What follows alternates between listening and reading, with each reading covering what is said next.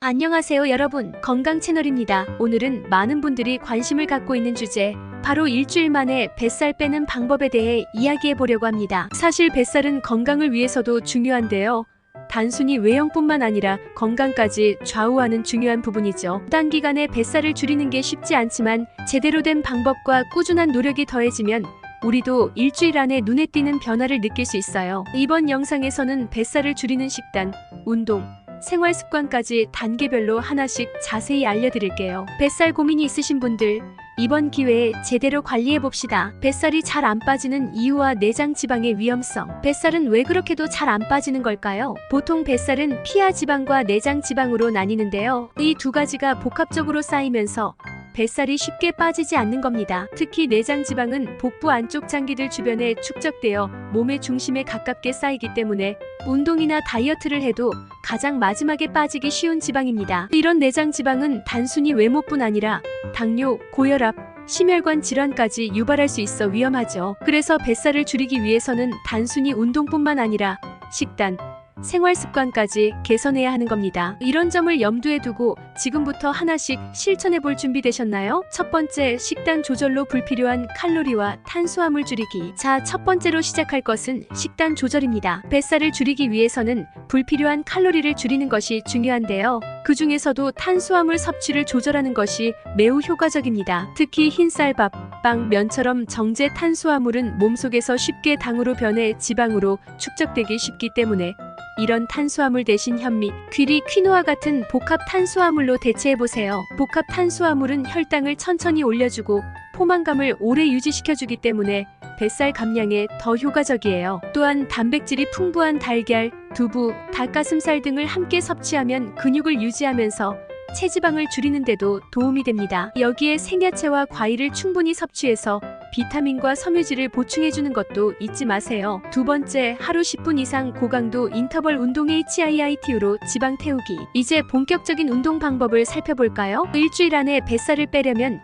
효율적인 운동을 선택해야 하는데 바로 고강도 인터벌 운동 HIIT 효과적입니다. HIIT는 고강도로 운동한 뒤 잠깐 쉬었다가 다시 고강도로 운동하는 방식을 반복하는데요. 체지방을 태우는데 정말 효과적이에요. 스쿼트 점프, 마운틴 클라이머, 플랭크, 버피 테스트와 같은 전신을 사용하는 운동을 짧은 시간 동안 집중적으로 실시하는 겁니다. 이렇게 하면 10분만 운동해도 하루 종일 지방이 연소되는 효과를 느낄 수 있답니다. 매일 꾸준히 10분 이상 이 운동을 한다면 일주일 뒤에는 확실히 뱃살 변화가 눈에 띌 거예요. 세 번째, 복부 근력 운동으로 허리 라인 정리하기. HIIT와 같은 전신 운동 외에도 복부를 집중적으로 단련해주는 근력 운동도 함께 해주면 좋습니다. 플랭크, 크런치, 레그 레이즈 같은 운동은 복부 근육을 타깃으로 하기 때문에 뱃살을 정리하면서 탄력 있는 복부를 만들 수 있죠. 플랭크는 기본 자세만으로도 뱃살뿐만 아니라 허리와 복부 근육을 전반적으로 단련해줍니다. 매일 꾸준히 복부 근력 운동을 병행하면 허리 라인이 정리되고 단기간에도 눈에 띄는 변화를 느끼실 수 있을 거예요. 다만 운동을 할 때는 무리하지 않도록 정확한 자세로 천천히 진행하는 것이 중요하다는 점 잊지 마세요. 네 번째, 가공식품과 소금 섭취 줄이기. 뱃살 감량을 위해선 불필요한 소금과 가공식품 섭취를 줄이는 것도 중요합니다. 가공식품에는 소금뿐만 아니라 다양한 첨가물이 포함되어 있어 우리 몸의 염분과 불필요한 성분이 과다하게 쌓이게 됩니다. 이는 체내 수분을 끌어들이며 몸을 붓게 만들고 결국 뱃살이 더 두드러지게 보이게 만드는데요. 따라서 평소 가공식품은 최대한 피하고 신선한 야채와 과일을 위주로 식단을 꾸려보세요. 신선한 재료들로 만든 음식을 먹으면 체내 염분이 줄어들면서 부기도 쉽게 빠지고 건강한 뱃살 감량이 가능합니다. 다섯 번째, 충분한 수면으로 스트레스 호르몬 조절하기. 우리 몸은 충분히 휴식을 취해야만 스트레스 호르몬인 코르티솔을 억제할 수 있습니다. 코르티솔은 우리 몸이 스트레스를 받을 때 분비되는데 이 호르몬이 과도하게 나오면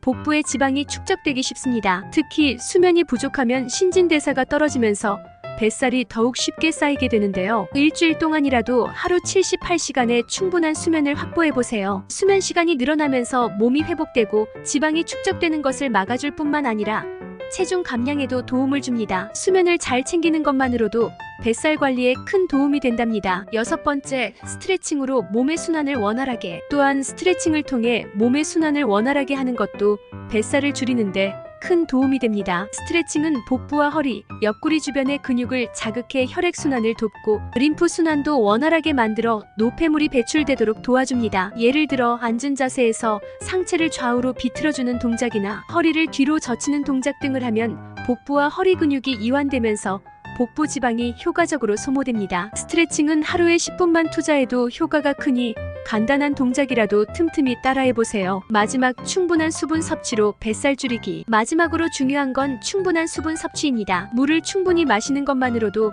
뱃살을 줄이는데 큰 도움이 되는데요.